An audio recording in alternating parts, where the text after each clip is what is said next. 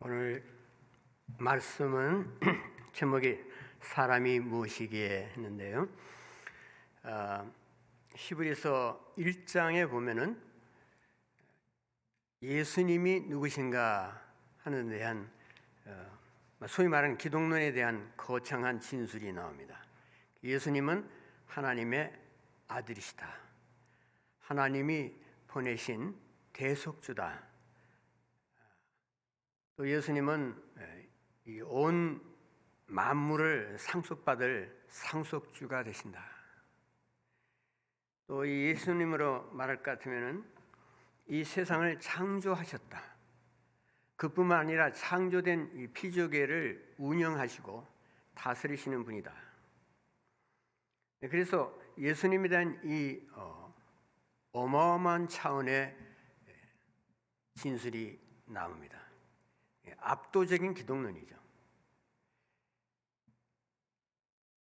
거기에 비해서 그러면 우리 인간들은 어떤가? 예수님이 그런 분이라면 우리 인간은 어떤 존재들인가? 우리 자신들의 실체가 무엇인가? 이제 그것을 본문에서 이제 다루고 있습니다. 그러니까 예수님은 하나님의 그 구원 계획을 위해서 세상에 오신 분이었고, 또 하나님 앞에 순종과 사랑과 진실로 자신의 삶을 다 바쳤습니다. 그런데 그 예수님이 과연 어떻게 해서 하나님의 뜻을 이루셨는가? 하나님이 원하시는 구속의 경륜을 자신의 삶 속에서 성취하셨는가 하는 것을 이제 설명하게 되는 것입니다. 그런 의미에서 예수님이 이를테면 천상적인 그런 신성을 가지신 하나님이라는 진술에서 이제는 예수님의 인성에 대한 것을 다루면서 인성을 가지신 예수님이 어떻게 하나님을 따랐는가, 하나님이 주신 약속을 체험했는가 하는 것을 얘기합니다. 그것을 히브리서에서는 유업이라는 주제로서 다루고 있어요. 유업이라고 하면은 좋게 들릴 수도 있고 좀 안 좋게 들릴 수도 있어요.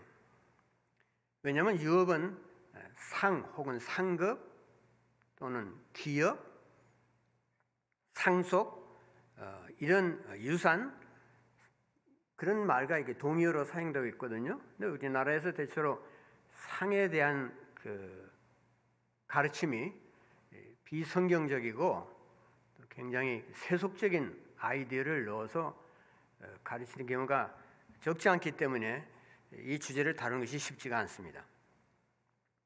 그러나 성경에서 진술하고 있는 상에 대한 아이디어는 굉장히 중요한 것입니다.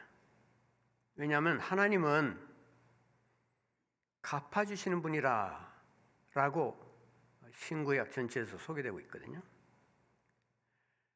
무엇을 어떻게 갚아주시는가? 하나님은 빚진 자가 아니죠. 그래서 누구에게도 뭐 보상을 할 그런 책임이나 뭐 의무나 그런 것이 없어요.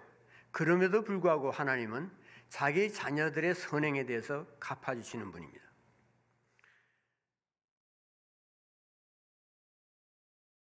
이스라엘 백성들에게 하나님이 많은 약속들을 했습니다. 근데 그들이 순종하지 않았을 때 하나님께서는 그들을 형벌하심으로 갚아주셨어요. 또 하나님의 말씀을 순종하고 하나님을 전적으로 신뢰한 자들에게는 여러 가지 축복으로 갚아주셨습니다. 그래서 하나님은 언제나 갚아주는 것을 잊지 아니하시는 분인데, 히브리서에서 하나님이 갚아준다는 것을 유업의 관점에서 설명하고 있어요. 그러니까 조금 구약의 역사로 돌아가면 출애굽을 생각해 보세요. 출애굽 때 이스라엘 백성들이 구원을 받고 나왔죠. 우리가 어떻게 구원받습니까? 하면 예수님의 십자가의 그 보혈을 우리가 믿을 때, 그 보혈을 우리에게 적용할 때 구원을 받습니다. 그렇게 말하잖아요. 이스라엘 백성들이 양의 피를 믿고 애굽에서 나왔죠. 애굽 사람들을 하나님의 천사가 다 그 장자들 칠 때 이스라엘 백성들은 자기 집에 양의 피를, 유월절 양의 피를 다 발랐기 때문에 보호를 받고서 나온 것입니다. 이를테면 구원을 받은 것이에요. 세상 죄를 지고 가는 하나님의 어린 양이로다 그랬죠. 하나님의 어린 양의 속죄의 피를 믿으면은 구원을 받습니다. 십자가의 대속이죠. 근데 이스라엘 백성들이 유월절 양의 피를 자기들 집에 바르고서 죽지 아니하고 죽임을 당하지 않고 해방되어 나왔을 때 그것은 구원 이벤트죠. 이스라엘 백성들이 구원을 받고 나왔을 때 하나님께서 가라고 지시하시는 것이 있었어요. 그러니까 이제 구원을 받았으니까 다 됐다. 그게 아니고 구원받은 자기 백성을 인도해서 데리고 가려는 확실한 목적지가 있었던 것입니다. 다시 말해서 구원 이후에 오는 하나님의 프로그램입니다. 그것은 곧 광야를 거쳐서 가나안 땅에 도착하는 것이었습니다. 가나안 땅은 젖과 꿀이 흐르는 유업의 땅입니다. 그래서 첫 구원과 유업을 구별해서 생각하셔야 돼요.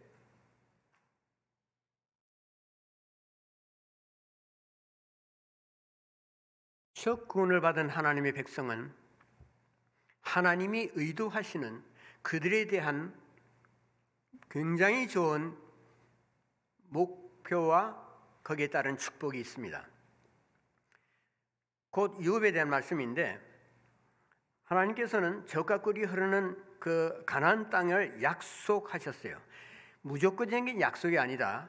구원은 단번에 받았습니다. 단번에 믿음으로 받습니다.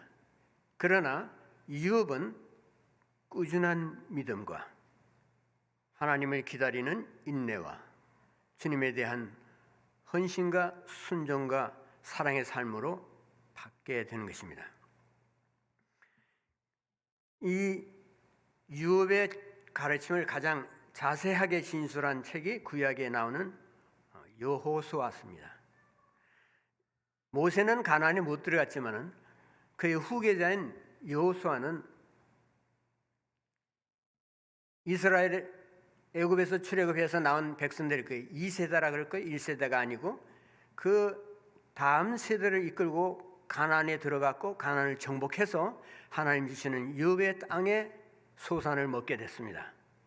거기서 많은 복을 받았죠.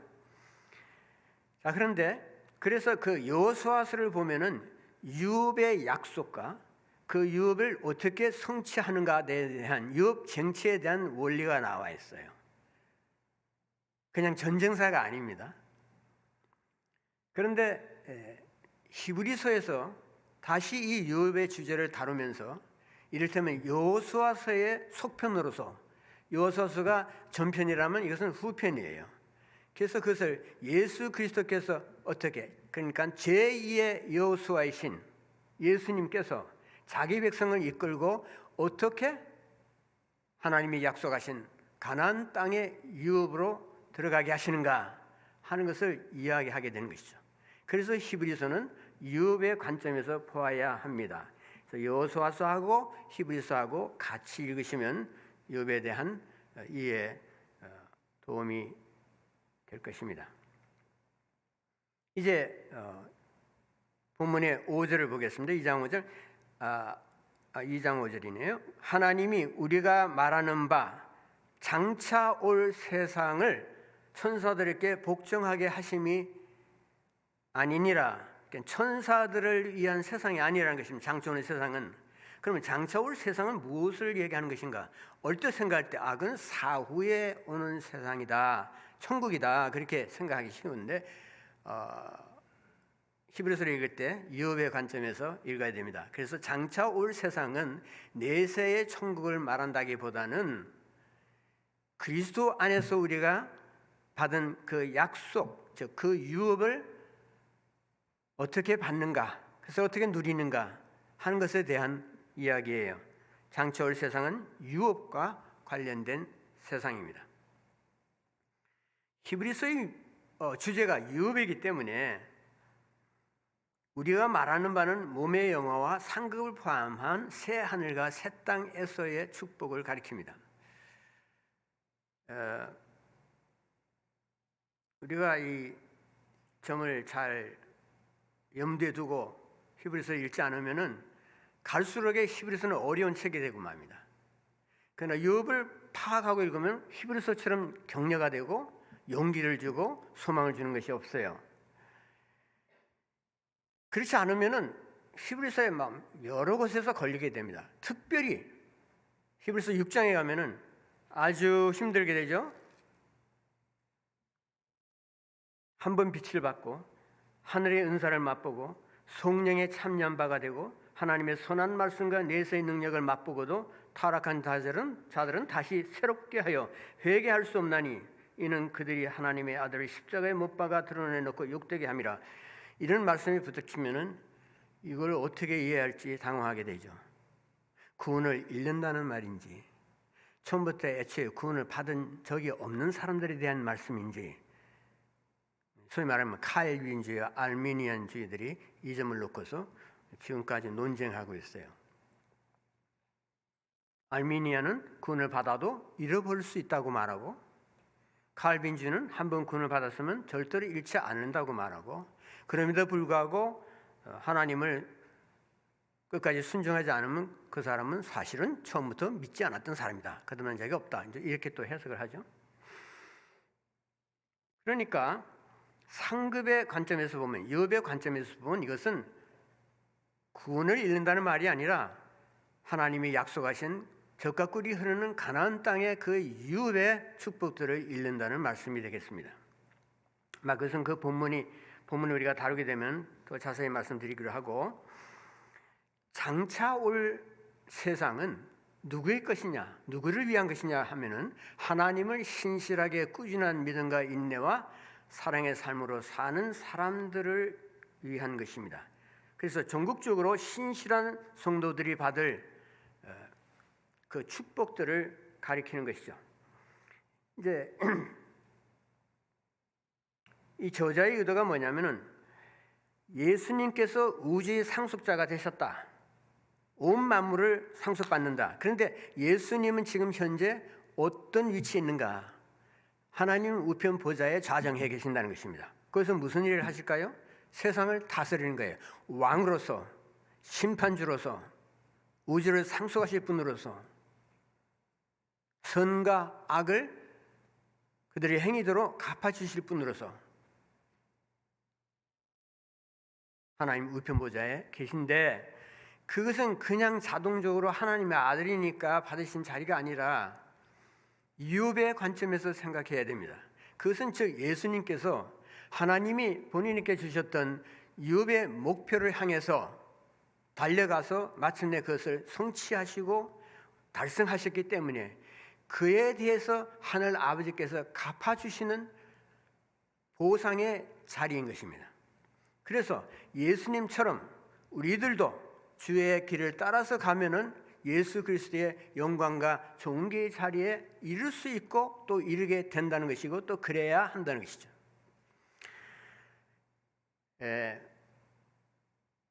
사람이 무엇이기에 인간이 무엇인가 하는 것은 하나님이 우리에게 주신 유업의 약속을 통해서 드러납니다. 아담과 하와에게 하나님이 많은 것을 주셨어요. 그들을 창조하시고 이 에덴 동산에 있는 모든 것은 너희들이 자유롭게 먹고 마셔도 된다. 그렇지만 선악과 하나는 먹으면 안 된다. 근데 먹어버렸죠. 굉장히 중요한 포인트예요. 왜 하나님께서 인간을 만드시고 나서 이 온 세상을 처음에는 보기 힘이 좋았더라 하셨다가 인간을 만든 다음에 힘이 좋았더라 하시지 않았어요? 인간 창조 후에. 그러니까 세상이 힘이 좋게 보이는 것은 인간 창조가 있었기 때문이죠. 근데 아담과 하와가 에덴 동산에서 완전한 지음을 받지 않았습니까? 예. 그런데 그들에게 필요한 것이 있었어요. 완전하게 지음을 받았지만 영광과 존귀의 자리에는 아직 이르지 않았던 것입니다. 왜냐하면 이들은 테스트를 받아야 했기 때문에. 자동차를 완벽하게 생산해서 제작하고 만들었어요. 그렇지만 그것을 시동을 걸고 테스트를 해야 되지 않습니까? 마찬가지로 아담과 하와도 하나님의 테스트를 받아서 영광과 존귀의 자리에 이르도록 하나님이 계획하셨어요. 근데 그 점에 있어서 아담과 하와는 실패했습니다. 그러나 하나님께서는 그것으로서 절망하시고 내가 실패작을 만들었거나 하고 끝나시는 것이 아니라 아담과 하와에게 가졌던 하나님의 원래의 비전을 또 한 사람의 아담인 제2의 아담을 통해서 인간 예수를 통해서 이것을 실천하시고 그 인간 예수를 통해서 그를 믿는 많은 주의 백성들이 존귀와 영광에 이르도록 계획하셨어요. 그것이 포기하지 않는 하나님의 사랑입니다. 그것이 있기 때문에 우리가 이 세상을 살면서 아직까지 비록 영광과 존귀의 자리가 내가 이르지 않았지만은 그럼에도 불구하고 소망을 품고 하나님을 섬길 수 있는 것은, 넘어져도 다시 일어날 수 있는 것은 나에 대한, 우리에 대한 하나님의 영광스러운 비전이 아직도 살아있기 때문이고, 그것이 또한 성취되었다는 것을 그리스도 안에서 보여주셨기 때문이죠. 그래서 우리 자신을 보면은 너무나 형편없지만은, 나 이 히브리서에 공부하는 것이 뭐냐 그러면은 예수님을 보라는 거죠. 예수님은 영광과 존귀의 자리로 지금 들어가시지 않았느냐? 죽음의 고난 받으심으로 말미암아 영광과 존귀로 관을 쓰신 예수를 보니, 우리가 원래 그래야 되는데 그러지 못했어요. 그렇지만 예수님이 우리를 대신해서 우리의 선두자로서, 우리의 리더로서, 우리의 제2의 여호수아로서 하나님이 보여주시고 목표를 정하신 가나안 땅을 향해서 가게 하고 그곳에서 하나님의 비전이 살아나게 하신다. 그러니까 인간에 대한 하나님의 거대하고 원더풀한 비전과 그 목표가 그리스도 안에서 하나님 보내신 하나님의 아들이신 인간 예수를 통해서 드러나게 하셨다는 겁니다. 그러니까 1장에 나왔던 그 엄청난 기독론의 하이라이트로서, 그것의 절정으로서 예수 그리스도께서 영광과 존귀의 관을 쓰신 것입니다. 가시멜리관이 아니라 예수님의 종착지는 십자가가 아니고 하나님 우편 보좌였습니다. 그러나 십자가의 고난을 통해서 거기에 이르기까지의 예수 그리스도의 인내와 순종과 하나님 뜻에 전적으로 자신을 던지는 그 헌신을 통해서 십자가를 지나 가시멜리관이 영광과 존귀의 관으로 바뀌는 하나님 우편 보좌에 자정하게 된 것은 하나님이 예수님께 주신 보상이었던 것입니다. 바로 그것을 향해서 우리도 달려가야 된다는 거죠. 그런 의미에서 예수를 따르는 것입니다.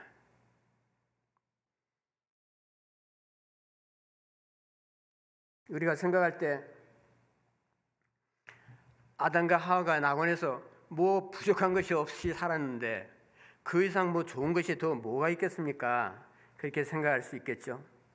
그러나 하나님께서는 낙원의 그런 행복, 낙원의 완전함에 그치는 것이 아니라 그보다 더 많고 더 충만한 구원의 영역이 있더라는 것입니다.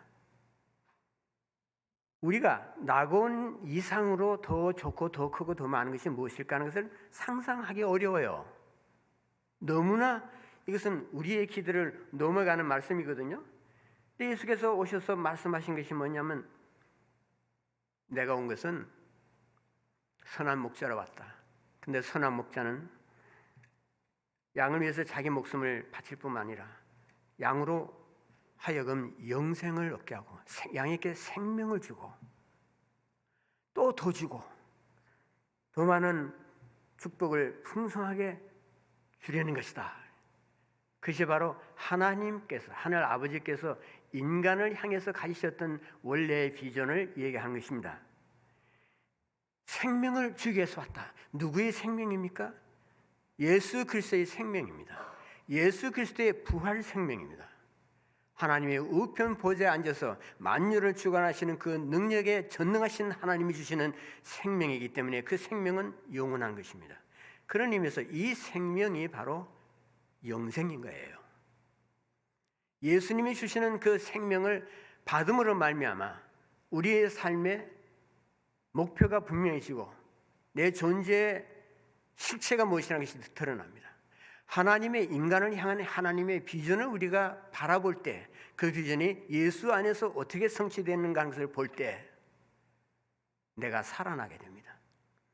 내 삶이 윤택해지고 내 인생의 의미가 살아나고 세상을 보는 눈이 달라지고 그리고 하나님에 대한 이해가 깊어집니다.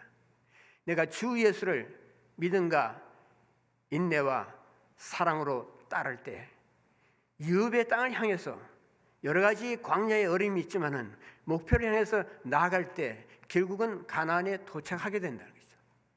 근데 그 가나안에 도착했을 때 내게 오는 것이 무엇인가? 하나님은 진실로 나의 구원자시고 나로 하여금 더 풍성한 인생이 되게 하기 위해서, 더 크게 되게 하기 위해서, 더 깊게 되게 하기 위해서 나를 인도하시는 나의 선한 목자라는 것을 고백하게 된 것입니다.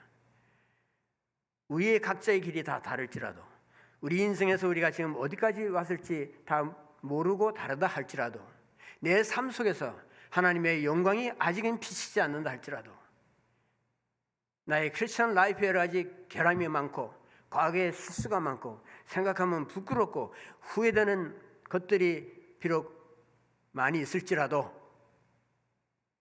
낙심하지 말라. 나는 제2의 여서를 통해서 하나님께서 말씀하시기를 너를 가나안 땅으로 인도하는 전능하신 하나님이다. 그러면 나를 신뢰하라. 내가 너를 사랑하노라.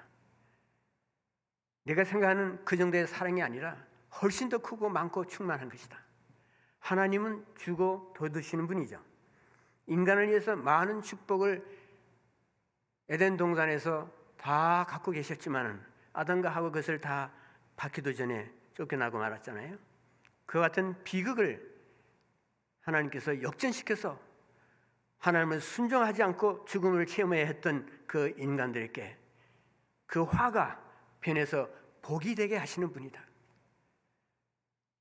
나의 모든 잘못된 것과 실수와 허물과 연약함은 예수께서 다 지고 가셨다. 그러니 예수님께서 지고 가신 그 불행한 것들, 그 죄들, 그것 때문에 괴로워하지 말라. 십자가의 피가 너의 모든 죄를 다 씻고도 남는다. 그래서 하나님께서 주신 그 목표를 향해서 나갈 수 있다. 어떻게 생각하면 하나님이 나한테 그 큰 뜻을 가지고 그런 목표를 향해서 유업을 땅에서 가라고 하시는데 제가 어떻게 너무나 황공하고 미안하고 저 같은 죄인이, 나 같은 존재가, 나 같은 인간이 어떻게 그렇게 할 수 있겠습니까? 저는 자신 없습니다. 저는 그냥 이대로 살아야 할 주인입니다. 하나님은 십자가에 매달린 예수를 보라. 그가 너의 모든 연약함을 다 지고 가지 않았느냐?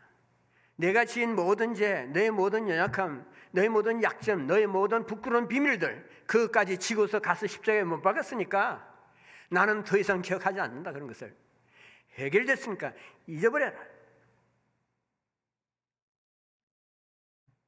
하나님은 인간들처럼 망각이나 치매 피해를 받으시는 분이 아니잖아요. 하나님이 절대자이신데 무엇을 잃는다는 것은 그건 있을 수 없는 일이야. 그럼에도 불구하고 너희 모든 죄를 잃고 내가 다 잊고 동에서 해가 먼 것처럼 깊은 바다에 이 모든 것을 다 집어넣고 다시는 보지 않고 더 이상 너와 나와의 관계에 있어서 너희 죄와 너희 연약함과 너희 이 모든 것들이 더 이상 이슈가 안 된다. 그런 의미에서 깨끗하게 잊었다는 거야. 그러니 너도 깨끗하게 잊으라. 내가 하나님 앞에 쉽게 가까이 언제나 나올 수 있게 하기 위해서 십자가의 피로 너의 양심을 씻었다. 그러니까 깨끗한 양심으로 나에게 나올 수 있다. 주 예수의 이름으로 나오면 너의 양심은 깨끗해진다. 깨끗한 양심으로 나오라. 내가 날마다 또한 너를 용서한다. 부끄러워하지 말라. 십자가에 예수를 보라. 그 예수가 너의 모든 것을 지고 가셨으니까. 그런데 그것으로서 끝난 것이 아니라 그 예수는 하나님으로부터 100배, 1000배, 10,000배의 보상을 받으시고 온 우주를 다스리시는 영광의 자리에 앉아 계시지 않느냐. 그분이 바로 너의 구속주라.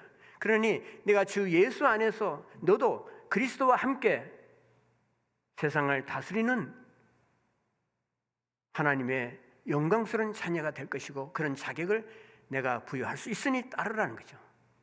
인간을 지으신 것은 에덴 동산에서 작은 영역을 다스리게 하신 것이 아니라 에덴 동산을 넘어서, 지구를 넘어서, 아니 온 우주에까지 미치는 통치권을 주기 위한 것입니다. 하나님의 대행자로서 엄청난 영광이죠.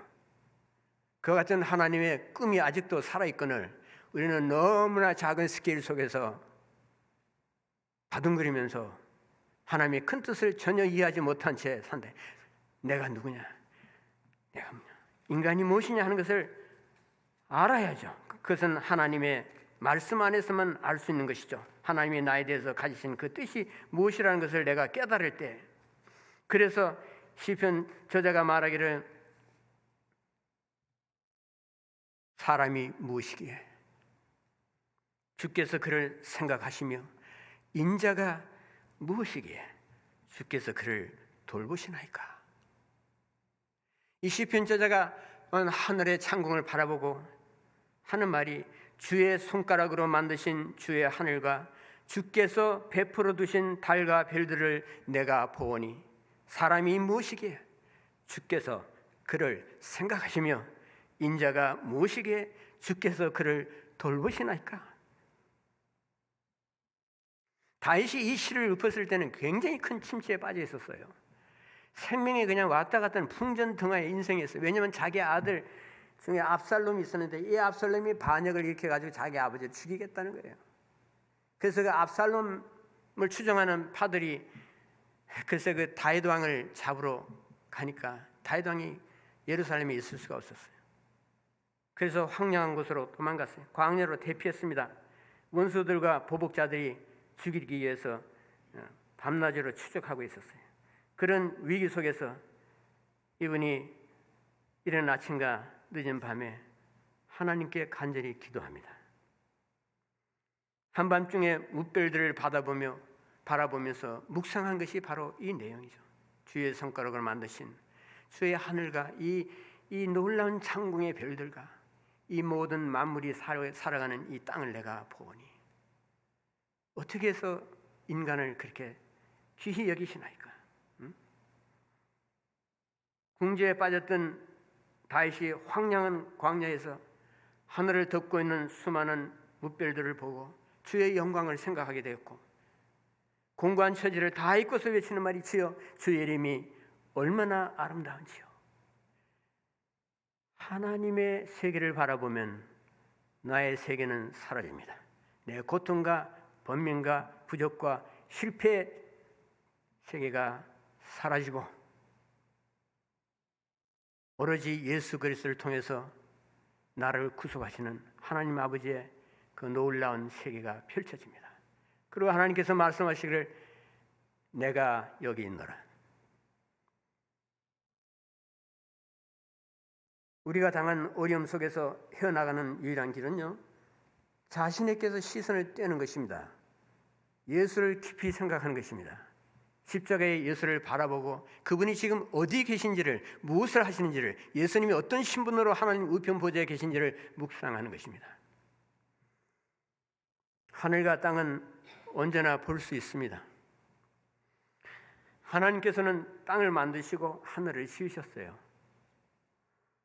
땅을 지어 인간에게 복을 내리시고 하늘을 만들어 우리의 가슴에 감동이 일어나게 하십니다. 광활한 우주를 창조하신 하나님께서 작고 유약한 인간에게 이 온 우주를 맡기시고 나의 이름으로, 나의 능력으로, 나의 지혜로, 나의 섭리로 이 세계를 맡아서 다스리라. 관리하거라, 보살피거라, 더 연구하거라. 그리고 다시 내게 돌아와서 위대하신 하나님하고 찬양하고 아버지를 송축해보라. 그것이 너의 삶을 너답게 하는 것이고 너의 인생의 의미를 깨닫게 하는 것이고, 그래서 인생은 살 가치가 있다고 고백하게 할 것이라는 거죠. 히브리서의 저자가 시편 8편을 인용한 것은 1차적으로 인류를 위한 하나님의 계획이 더 많고 더 크고 더 넘치는 much more의 구원이라는 것을 알려주기 위한 것이었습니다. 그러나 동시에 이런 하나님의 배려가 하나님의 무한한 사랑에서 나온 것이라는 것을 알리는 것이죠. 그래서 십자가의 고난을 우리의 대속주이신 그리스도께서 받는 것이 마땅하고 합당하다고 그랬어요. 하나님의 사랑이 십자가에서 증명됐으니까요. 또 하나님의 능력이 그리스도의 부활에서 확증됐으니까요. 그리고 하나님의 놀라운 배려가 이업의 축복을 지키시는 분이라는 것이 그 하나님의 신실하심이 예수 그리스도가 지금 현재 계신 하나님 우편 보좌, 그 보좌에 앉으신 예수님은 하나님의 사랑의 대명사요, 하나님의 축복이 우리에게 얼마나 큰 영광을 가져온다는 것에 대한 입증을 하는 것이다. 예수님은 그 모든 것에 대한 증거로서 하나님 우편 보좌에 좌정해 계십니다. 그 예수를 바라보라는 것이죠. 그 예수를 생각하고 힘을 내라는 것입니다.